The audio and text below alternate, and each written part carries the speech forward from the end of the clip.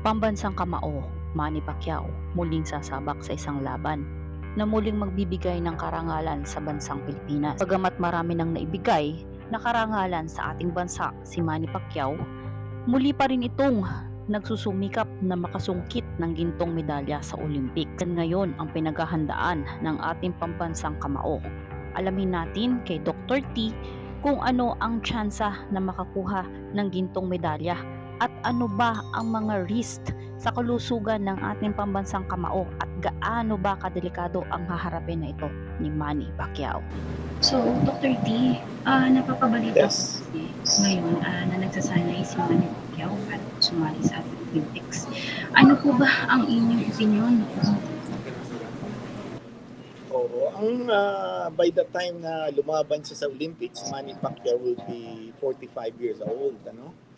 And against ako sa 45 years old na magbo-boxing pa, lalo na yung very competitive kasi ang Olympics, ano yan nakatayadan yung national pride, ano? Nakatayadan yung prestige ng mga tao. Karamihan makakalaban niya dyan, mga bata, Yeah, there's no experience, pero iba kasi ang rules ng amateur, iba naman sa professionals. Tsaka iba ang training na dapat gawin niya. Ang problema yung study ng British sports medicine. Napakataas ng incidence ng traumatic encephalopathy, yung tatawag na CTE. Yun. Ang tawag doon, chronic traumatic encephalopathy. Sa mga retired boxers. At saka, I know for a fact na pag ang tao over 42 na, meron ng problema mag-repair ang brain. There is parang hindi na as fast as a young person. Tsaka to begin with, ang older people, nag-shrink na yung brain relative sa skull. So, yung tatawag na contricu lesion, contricu, it's a French word, yung ibig sabihin na yung naalog ang brain, which is the one that causes concussion, and repeated concussion can lead to traumatic encephalopathy. Very prone yan ang older individuals. So, I'm not against him. Alam ko very skillful siya, and he will once be a hero kung mananalo siya ng medals. Pero not at this time. I'm not in favor. Kasi, Opo. you know why? So, Kasi incurable ang CTE. There is no treatment. opo. Yung pati. So, concerned po kayo sa health ni Manny Pacquiao. So, that's why, Very yun much, po yung very opinion much. ninyo. Kaya, parang iniisip na rin yun na huwag na lang sumali sa Manny Pacquiao sa Olympics. Pero, yun pong tingin ninyo na makakakuha siya ng gold, parang 50-50 rin po yung chance. Kasi sabi nga po, iba yung laro ng pang-Olympics at iba po yung sinasalihan ni Manny Pacquiao na sports. So, parang yung rules magkaiba. So, hindi rin sure kung makakakuha si Manny Pacquiao ng gold. At yung age po, may diferensya na din kasi hindi na nga po bumabata si Manny Pacquiao. Pero, ang purpose kasi ni Manny Pacquiao po para sumali, kasi tingin niya kahit matanda na siya, kahit yung age niya, gano'n na po, chance pa rin siya na makakuha ng gold. Ako naman, base naman po sa aking tingin, kung ano yung opinion ko, sa pasali ni Manny Pacquiao po nga dyan sa Olympics. We'll see kung qualified pa naman po siya na sumali. Why not? Bakit hindi natin i-try, di ba? At saka, hindi naman po siguro kagaya ng sinasalihan niya before. Kung ang pinag-worry po ninyo ukol sa health ni Manny Pacquiao, hindi naman po siguro kagaya ng dati na bugbugan. Parang may mga nakasupport naman po ata ng mga sa ulo kung saan po pwedeng hindi masyadong maalog yung kanyang ulo. Unlike po sa sports na sinasalihan niya before, doon po sa, ano po bang tawag doon? Doon po sa sinasalihan niya na professional boxing, parang talagang bugbugan masyado yung ginagawa. So, parang merong konting diferensya. Pero kung kaya pa naman po ni Manny Pacquiao at tingin niya na kaya niya tayong bigyan ng gold, why not? So, yun po ang aking namang opinion. So, tingin po ba ninyo to? Opo. So, Dr. T, age po ni Manny Pacquiao, qualified pa naman po siya, 'di ba? Hanggang anong age po ba puwedeng sumali sa Olympics? May age limit po ba diyan? Wala pa silang pinapalabas, ano, pero mabalik ako doon sa ability niya to succeed, ano. Marami nang nag-try na former world champions na bumalik sila. They came back and from professional, parang nag-semi-retired sila and then bumalik and played in the Olympics. None of them won any medals. So, Maral niyo ang po ba tayo, 'di ba? ang success rate, tingin ko and I'm a big fan of boxing. I understand boxing. May experience ako being a catman when I was younger. Doktor na ako but I was taking care of boxers. I myself did some boxing dati, training. My daughter was in boxing too, amateur.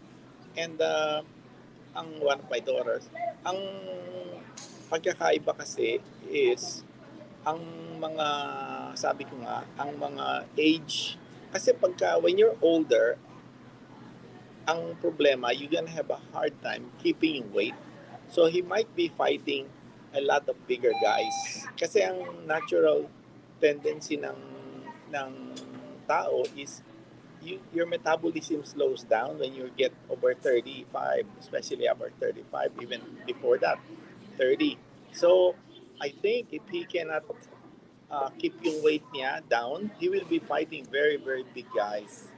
Those are younger, stronger, and I think he will get hurt. At saka yung sinabi mo na may protection, wala na yung, tinanggal na yung protection sa amateur. Wala na. Dati, Oh. oo, I think the last one na may protection was yung Beijing Olympics. After nun, wala na. Wala nang, the only difference is, mas malaki yung gloves sa Olympics. Yun, medyo better yon kaysa professional, yung manipis, mas matigas. Meaning, you can get hurt really bad if it's a professional. Pero masasaktan din, marami ring nasasaktan sa Olympics.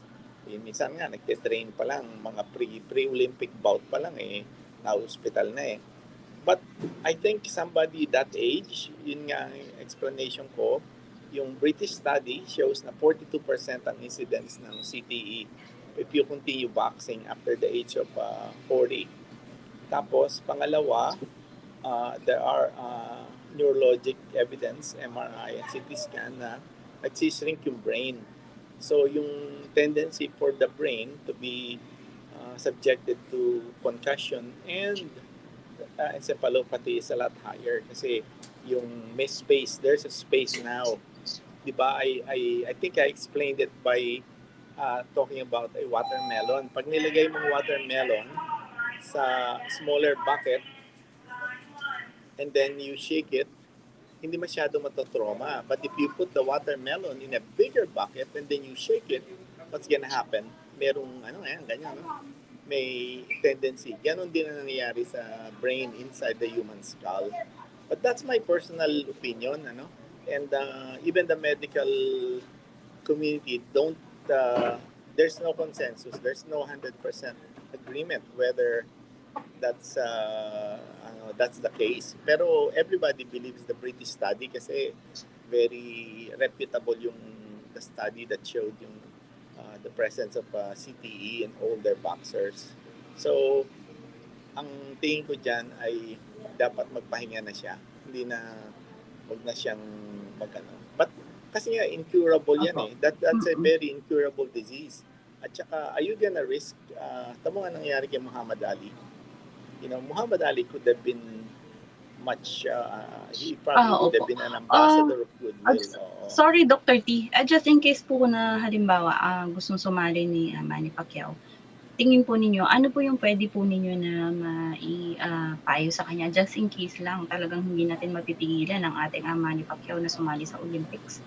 Ano po yung tingin ninyo na pwede nyo may advice sa kanya bilang isang fanatic na din po ng boxing? Ano po yung po pwede ninyo may advice? As a knowledgeable in both boxing at saka health, I would advise him to stick to the weight na hindi masyadong malalaki. In other words, okay, ganito kasi no? If it's a normal, like for example, your weight when you were in your high school, let's talk about pounds, kasi mas sanay ako sa pounds kaysa kilogram. Anyway, it's 2.2 pounds in 1 kilo. Let's say 130 pounds ka sa high school. When 10 years later, you cannot be 130 anymore. When you're fighting, you probably would be 145. So somebody, if you're fighting somebody who is a lot younger, he will potentially be fighting mga 20 years younger. So they can keep the weight. Wala silang problema to, and they're a lot bigger and stronger. They will hurt him. They'll hurt him. Hindi sila, I know he's strong, but he hasn't really fought. Yung last na laban niya kay Ugas, I could see yung slowing na reflexes niya, which is one of the natural way for boxers. They usually lose their reflexes after the age of 35. They cannot avoid anymore the punches. They cannot roll with the punches. Their neck, head movement, their footwork, it's not as fast. It's not as before when they were younger. I know he's naturally, but even then, even with that last fight with Ugas, nakita ko he get hit a lot. He got hit a lot. So dati na iwasan niya yun eh. He can avoid that eh. And if he get hit, he will lose. Kasi point system ang Olympics, bihirang-bihira naman. It's very rare for the Olympics to have knockout kasi 3 rounds lang yan usually eh. So pero marami kang kakalaban eh. It's every day. Hindi yan. You know, he only fights once a year. Sometimes twice a year the most for the past 15 years. And imagine, now you're fighting every day or every other day. Ganun Olympics eh. Once you qualify, you're gonna fight again. Once you win, fight ka na naman. May qualifying and yan eh. Even before the start ng Olympics, which will be in July, even before that, he has to fight. Siguro mga 5 or 6 bouts to qualify kasi hindi naman lahat ng Asian boxers allowed eh. We're not depende sa weight kung ilan ang magpa-participate. If there's a lot of so I don't know yet kung anong goal niya, kung what weights is he targeting. But if he's targeting a heavier weight, let's say over the welterweight limit, which is 147, I think 2 things. He's gonna get hurt, and second, he probably won't qualify. I don't think he will qualify. Opo, so siguro po ang tingin ko, kailangan talaga ni Manny Pacquiao ng matinding paghahanda at palakasin pa ng todo-todo ang kanyang resistensya. Kasi sabi niyo nga po, halos every other day may laban siya. Kaya talagang matinding training at talagang pagpapalakas ng resistensya ang kailangang paghandaan ng ating pambansang Kamao. Marami pong salamat, Dr. T, sa inyong pong opinion at sa pagbibigay kaalaman tungkol sa kakaharapin na risk ni ating Pacquiao na ating pambansang Kamao. Thank you po, Dr. T. Ingat po and God. You're welcome. Bye-bye.